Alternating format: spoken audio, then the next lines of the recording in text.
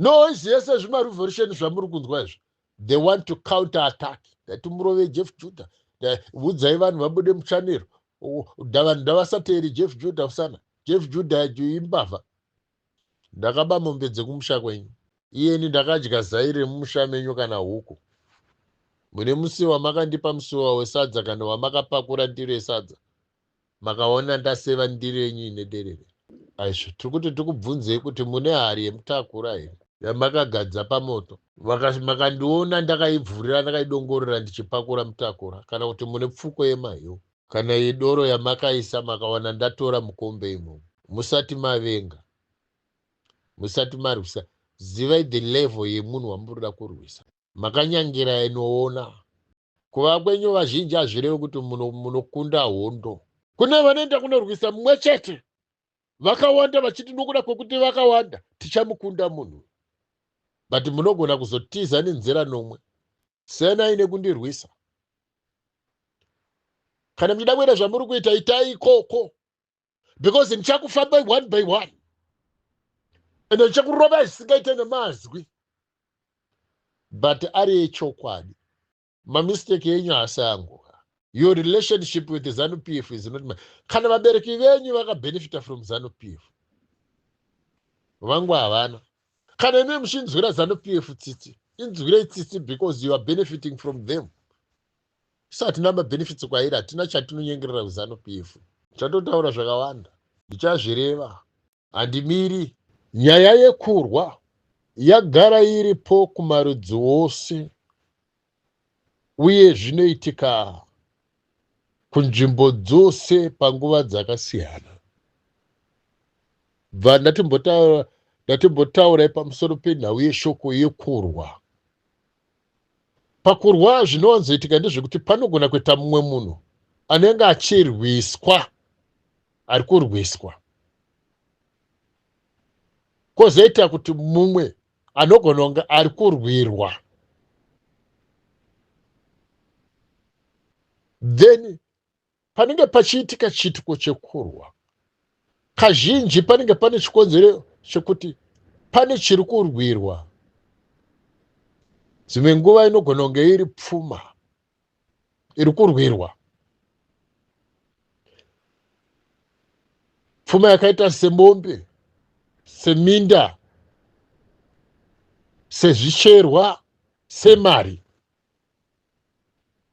kana zvekudya, kana zvekupfeka, kana mvura yekunwa. Vanhu vanenge vachirwa kuti denda ndazviwana kana kuti denda ndirini ndatanga. Bva nhau yekurwa manje, kune vanorwira zvisiri zvavo, mweya womakaro, kurwa.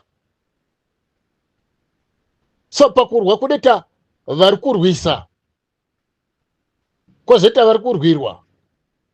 Asi chiitiko chinoitika pakurwa kazhinji makachicherechedza, even kumhuri, even palevel yemuchechi kurwa kunoitika,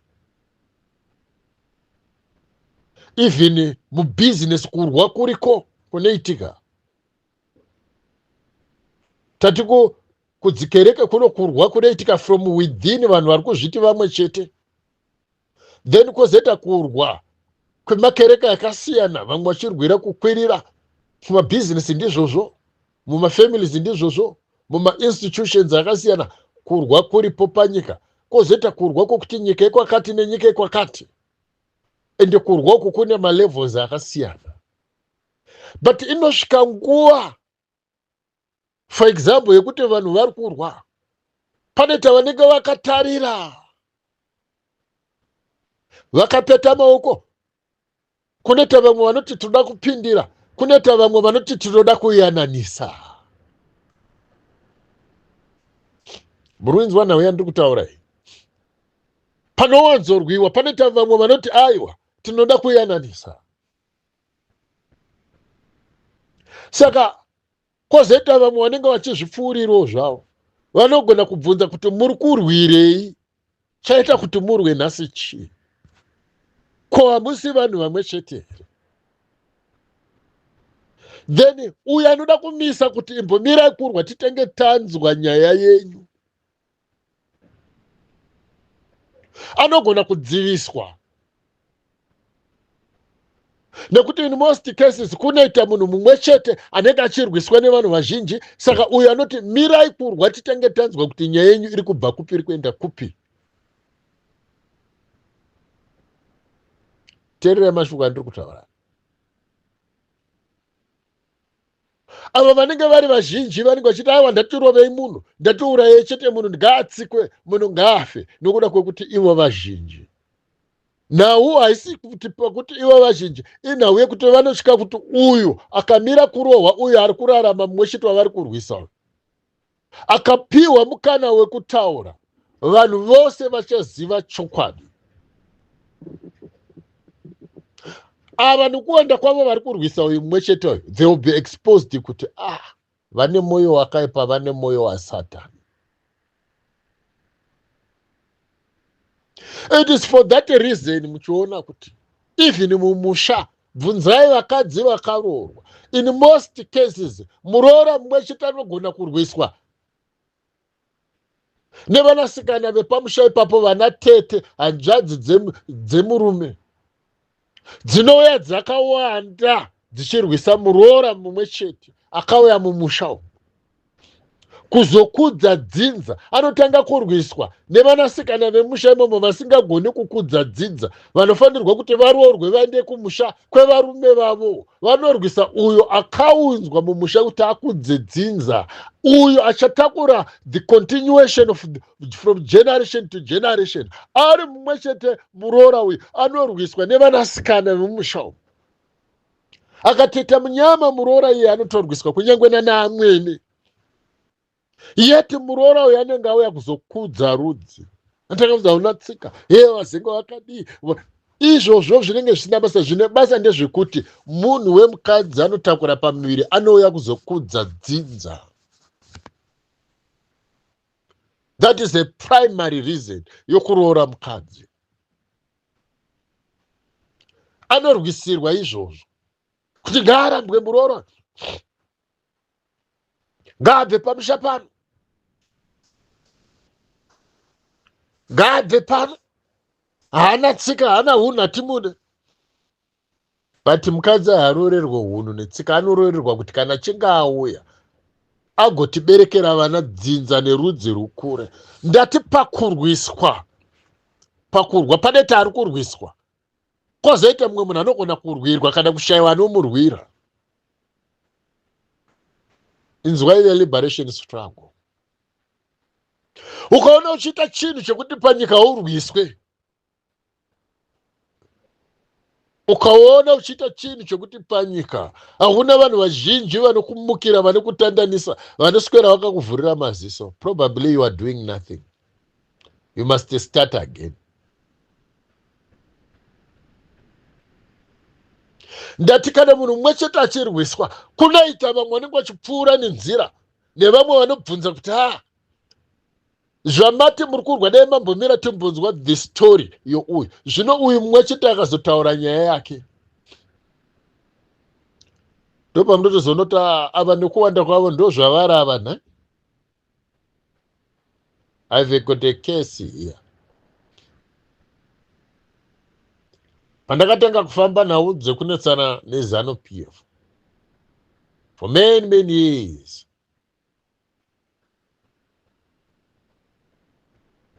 Geza ane vana vake handivazivi, vanondirwisa nevamwe vakatomira ivo nokuda kwekuti vana veZanu PF. They will never fight against ZANU PF, they will fight against me. Uri kuchenjedza vanhu, uri kusvinidza vanhu, wataurire kuti bumbwa. Ndisataure kuti bumbwa, ndisataure munhu kumusha kwake, ndisataure munhu kuti mabranda emabwidi.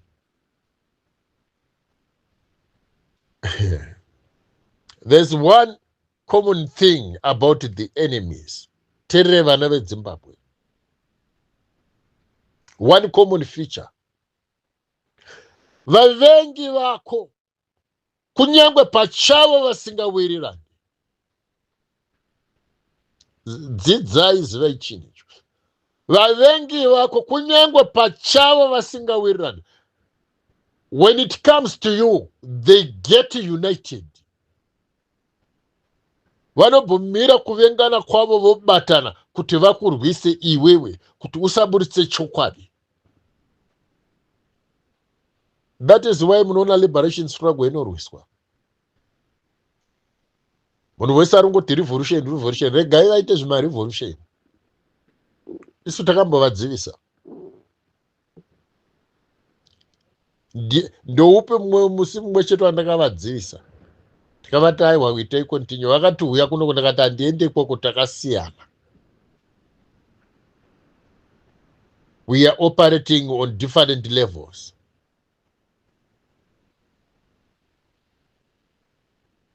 Kana zvavanoda zvavanenge vachironga zvakaramba kuita, vanopedzera hasha kwandiri. Kuna Jeff Judah Usana. Handisi mwana weZanu PF.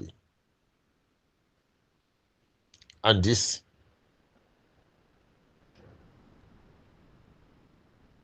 They come with all angles. Vakanditumira mahuri akaramba vanotsvaga zvimwe. Nawe iripo ndekuti ndatimupwanye ndatimudzivisei nokuti takawanda ndatibva tamudzivisa asataure chokwadi.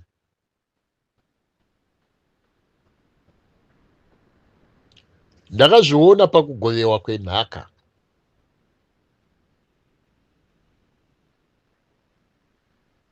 Pamusha mizhinji yakanga yakapfuma. Vazhinji vari kunditeerera vanoziva kuti this guy is talking the solid truth. Mudyi wenhaka chaiyo anogona kunge achidiwa nababa. Machances ake ekuti aiwane nhaka yake anenge akatomakwa kare, iye asingaziva achiti ndine mabrothers, ndine masisters, ndine vazukuru, ndinana tete, ndine madzisekuru, ndinana bamukuru nanabamnini, ndine vaning'ina, ndine vakoma. Zviri zvechokwadi dziri hama. But ivo vanenge vagara nechemukati vakatomumaka kuti uyu. Ndosaka muchinzwa pamusoro pekuti Joseph, he was sold out by his own brothers, not by neighbors. Vana vababa vake nevaranda vababa vake vakanga vakauya kuzopotera pamusha, vakanga vari varanda vaJakobho. They helped with the brothers of Joseph to sell Joseph to Egypt. They sold him.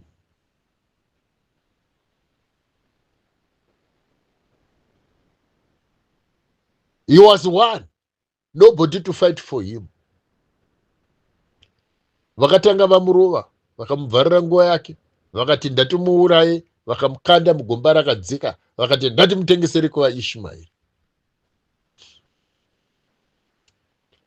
And he ended up in Egypt.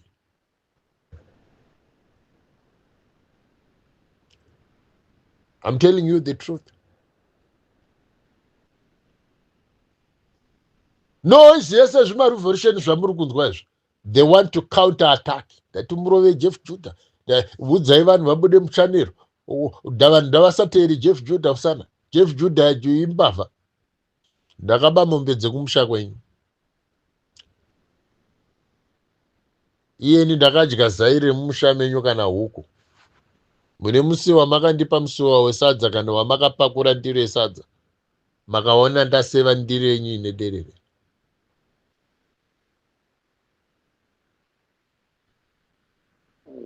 Aizvo tirikuti tikubvunzei kuti mune hari yemutakura here yamakagadza pamoto. Makandiona ndakaivhurira ndakaidongorera ndichipakura mutakura, kana kuti mune pfuko yemahiyo, kana yedoro yamakaisa makaona ndatora mukombe imomo. Musati mavenga, musati marwisa, zivai the level yemunhu wamurida kurwisa. Makanyangira inoona kuva kwenyu vazhinji hazvirevi kuti munokunda hondo. Kune vanoenda kunorwisa mumwe chete, vakawanda vachiti nokuda kwekuti vakawanda tichamukunda munhu, but munogona kuzotiza nenzira nomwe. Senai nekundirwisa. Kana muchida kuita zvamuri kuita, itai ikoko.